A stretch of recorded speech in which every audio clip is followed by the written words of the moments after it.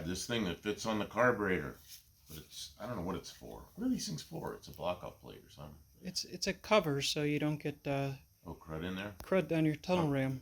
Okay, so, but I'm going to use it for a part of a hat because I'm too cheap to go buy a hat. I kind of want to do my own for the turbo. Are you going to make it out of carbon fiber? You should make it out of carbon fiber. You love that carbon fiber, don't you? Yeah, I don't know. I have carbon fiber. I guess we could use it. It's going to make the project much more difficult, but I guess we could. Because the carbon fiber I have is not a twill. I think it's unidirectional, which is really not what we need. I don't know. Okay, can't use it. That's fair. So, this is just a piece of 1 pound EPS foam. It's a polystyrene foam. And you can carve this with a wire brush pretty easily into the shape you want. And right now I'm just knocking it down so it's getting closer to the shape I want. And it's going to be a dome.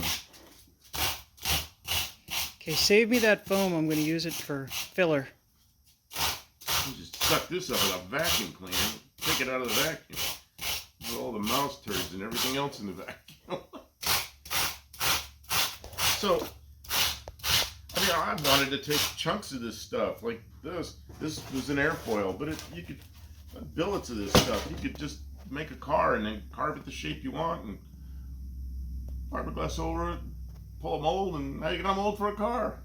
I got that little green car nobody wants. The green car? The Sonic. I don't want to use that blue car yet. It has the body full of rust. You bought a car that is all rust and Bondo, and if we could just, I don't know, I think I could make a cool looking little car out of that. I'll have to see if I can get it to run first. I want you to get it running. You're really good at that, so I have faith in that. You're going to bring that thing in here, and one afternoon you're going to be driving it out in this Bondomobile.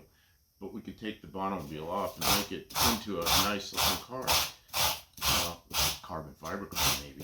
Ooh, okay, I'm sold. Carbon fiber. It'll be a carbon fiber. As long as it's carbon fiber. We'll have to buy some carbon fiber twill and make it. I don't even know what carbon fiber is, but I know I want it.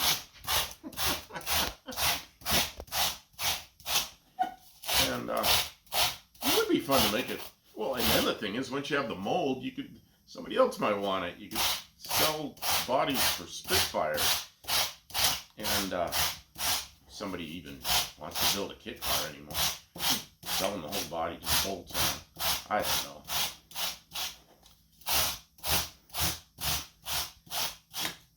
I developed airplanes. So many airplanes I developed. So I'm really not afraid to jump into a project like that. You just got to be able to keep going.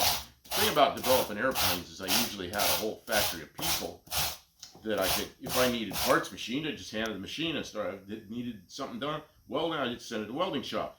Well, now I got to do it all. So, you know, the time frame is different. I got to do every piece myself. But, all right.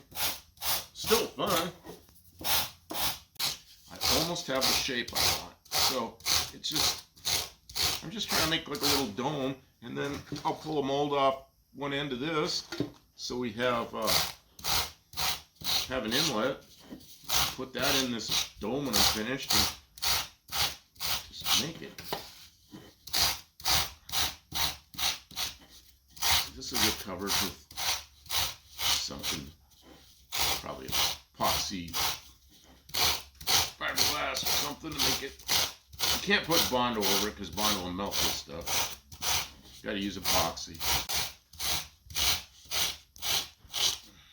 We're going to take our car that's already a full-bodied car, and we're going to glue carbon fiber over the fenders to make it look cooler. But we're going to use real carbon fiber, not a wrap. Not a wrap, yeah. Because the wrap will look better. Well, the wrap is cheaper. We wouldn't want to be cheap. Well, they can print it all perfect, you know.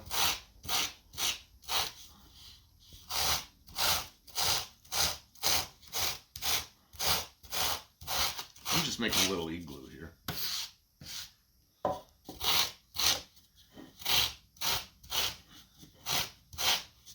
Okay, where's the part that sticks out the most? Might cut too much off. We need to put it on a lathe. Oh yeah, that's... Spin it. You know,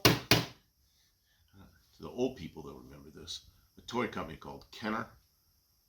Kenner had all kinds of cool stuff. And when I was about second grade, maybe, I got a lathe that was about this big. It had a little electric motor in it. And I think it took 1 or 2 D-cell batteries, and this thing spun. And I got it for Christmas. I didn't know what to do with it. It sat around for a week or two. And then one day I took it out of the box, and I was looking at it, and there were these chunks of foam. And I looked at the instructions and chucked the foam up in this little plastic lathe, little plastic bit, and turned it on, ran the bit along, and then pulled it off. And this perfect looking thing looked like a chair leg. It was like a light lit up. It's like I understood what a lathe was. Then I couldn't quit making parts, and I ran myself out of foam. Had to get more foam.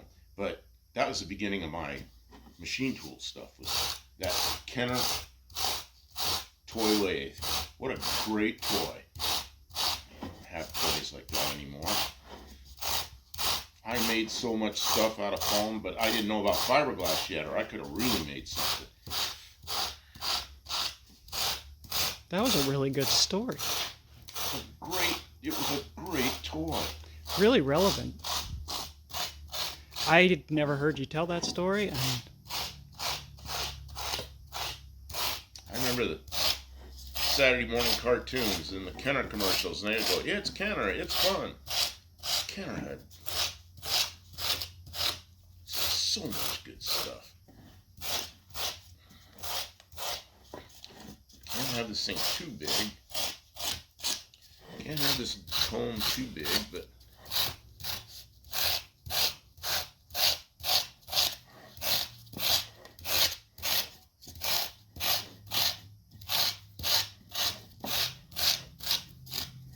okay, it's kind of bigger on this side. This tube, I'll pull a mold off this. This will come out here like this, and through there it'll go down. It's a little messy, but that's okay. Gotta bring this down on here. But I'll make a mold out of this. I'll make a pattern out of this, and then pull a mold off the pattern.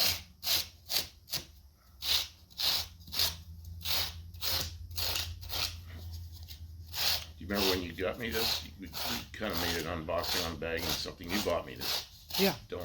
This dome, and I said it was a choke because it was closed in here. So somebody commented that I'm the kind of guy that would make this out of fiberglass. I thought, yep, that's what I'm thinking, but I didn't want to say anything. Okay, does this seem to make sense?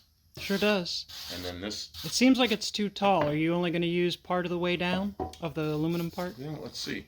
If I put that, I could probably take a little bit off around that some more. Yeah. Well, right. I mean, I meant. No, you're right. You're right. Well, that's not. I don't want it that tall, and I just don't want to.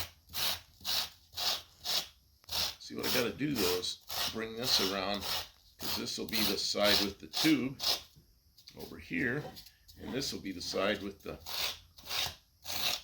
It's kind of round. If you ever want to carve foam, this is the tool. Use sandpaper, you'd be at it for a month, and it won't turn out very good. This works out really well. The other thing that works is you take a circular saw, battery powered, circular saw, and you pull the thing back, hold it, turn that saw on, you just over the foam, and man, you look like a white bunny in like 1 minute, and be white stuff everywhere, but you can really make a shape fast with that. That doesn't sound OSHA compliant. You have to do this in your own home. You can't do this like in a business. OSHA, I don't think they allow you to do anything. Exactly. It's their job to make sure you're not getting any work Make sure done. you're not productive. So, All right, now we're canceled. okay.